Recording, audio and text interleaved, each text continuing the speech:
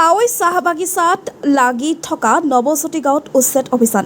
ৰাজ্যজুৰি উচ্ছেদ অভিযান চলাই থকাৰ সময়তে ডিগবৈত অবৈধ সন্দেহজনক লোকক লৈ তীব্ৰ উত্তেজনা, সন্দেহযুক্ত নাগৰিকক লৈ উত্তপ্ত পৰিস্থিতি। ডিগবৈ পাৱৈ নৱজ্যোতি গাঁৱত সন্দেহযুক্ত 6জন শ্ৰমিকক আটক কৰি আৰক্ষীক গতাই দিয়ে ৰাইজে।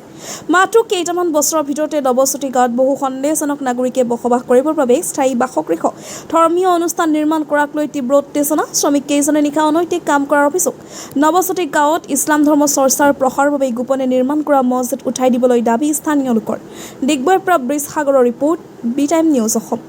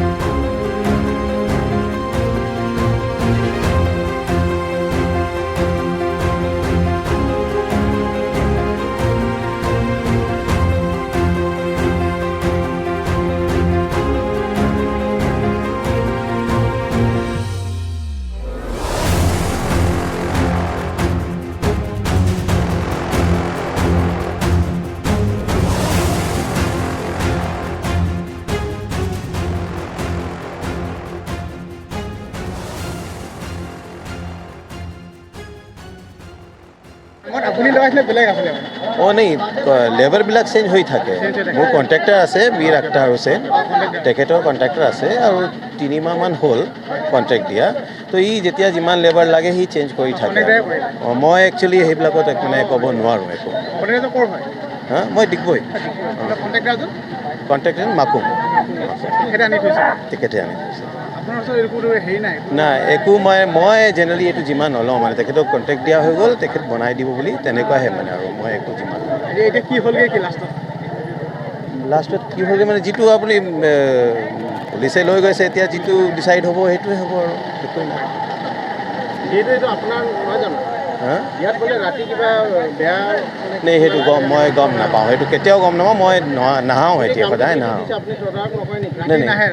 না না ৰাতি কিয় আহিম ইয়াত? ৰাতি এভৰিডেও নাহাওঁ মানে। কণ্টেক্ট যেতিয়া দিয়া হৈ গ'লে এতিয়া এভৰিডে অহাটো কথা নাই।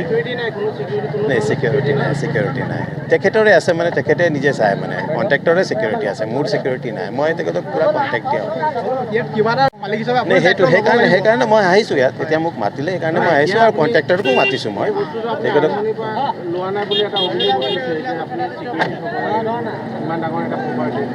নাই এইটো বাউণ্ডেৰী ৱালৰ কাৰণে চিকিউৰিটি আৰু দৰকাৰ নাই বুলি আৰু নাই লোৱা। কণ্ট্ৰেক্টৰৰ নাম কি? মীৰ আখতাৰ হুছেইন। আজি আমাৰ 2 নং গোলায়ত ৰাতিপুৱা অৱস্থাত ঘটনা এটা হৈছে। যিহেতু আমি তাত গৈ গম পাইছোঁ যে আমাৰ ডিগবৈ নিউ মাৰ্কেটৰ দোকান থকা সন্মান বক্স বুলি আমি দোকানটোক সকলোৱে গম পাওঁ। সেই দোকানৰ যিজন মালিক তেখেতে 2 নং গোলায়ত তেওঁ কনষ্ট্ৰাকশ্যনৰ মানে কাম এটা চলাই আছে। সেই কামত যিসকল শ্ৰমিক নিয়োগ কৰিছে, সেই শ্ৰমিকসকলে যোৱাকালি ৰাতি 11:30মান বজাত অনুমানিক বোলে তাত ছোৱালী লৈ যোৱা ঘটনা এটা আমি জানিব পাইছোঁ। আৰু সেই ঘটনাটো জনাৰ পাছত আমাক কিছুমান স্থানীয় যুৱকসকলে ফোন কৰিছিলে আৰু তাত গৈ আমি যেতিয়া গৈ চাইছোঁ, তাত যিসকল শ্ৰমিক তেওঁক নিয়োগ কৰি থৈছে, শ্ৰমিকসকল কিন্তু মানে ধুবুৰীৰ আছিলে। তেওঁলোকে কোৱা মতে ধুবুৰীৰ, আৰু আমি দেখাতে গম পাইছোঁ যে সন্দেহযুক্ত বাংলাদেশী হয়। আৰু সেই লগে লগে আমি যেতিয়া প্ৰশাসনকো জনালোঁ আৰু প্ৰশাসনে ইতিমধ্যে ব্যৱস্থা কৰি তেওঁসকলক ইয়াৰ পৰা পঠাই দিয়াৰ ব্যৱস্থা কৰিলে। তাৰ পাছতে আমি নৱজ্যোতি গাঁৱত আহিছোঁ। সেই পৰ্যায়ক্ৰমে 11 নম্বৰ বুলি আমাৰ কাষতে আছে, 11 নম্বৰতো গৈছোঁ। তাতো কিছুমান ভাড়া ঘৰত ব্যক্তি আছিলে তেনেকুৱা মানে বাহিৰৰ পৰা অহা। লগতে ইয়াৰ স্থানীয় আমাৰ যিসকল মানে মুছলিম দাদাসকল আছে, তেওঁলোকৰো কিন্তু সেই ভাড়াঘৰত থকা ভাৰতীয়সকলক পঠাই দিলে। আৰু এই ক্ষেত্ৰত আমি ক'ব বিচাৰিছোঁ যে আজি আমাৰ সমগ্ৰ অসমতে আমাৰ অসমৰ মাননীয় মুখ্যমন্ত্ৰী হিমন্ত বিশ্ব শৰ্মা ডাঙৰীয়া সৰ্বকালৰ এক সৰ্ববৃহৎ পদক্ষেপ, যিটো মানে সন্দেহযুক্ত বাংলাদেশী উচ্ছেদ অভিযান চলি আছে। আমি ধন্যবাদ জ্ঞাপন কৰিছোঁ যে তেখেতে ইমান, আমি এই সংবাদ মাধ্যমৰ জৰিয়তে জনাব বিচাৰিছোঁ যে আগন্তুক 15 আগষ্টৰ পাছত যদি এই অঞ্চলত তেনেকুৱা সন্দেহযুক্ত ব্যক্তিসকল থাকি যায়, তেওঁসকলক আমি জনাব বিচাৰিছোঁ যে তেওঁলোকে নিজে নিজে গুচি যাব লাগে, অন্যথা ইয়াৰ পাছত আমি 15 তাৰিখৰ পাছত কিন্তু ইয়াতকৈ ডাঙৰ আমি বৃহত্তৰ সংখ্যক মানে আমি জনগণৰ তেনেকুৱা দল লৈ আমি এই অভিযানত নামি পৰিম, যাৰ বাবে কিন্তু তেওঁলোকে নিজে জগৰীয়া।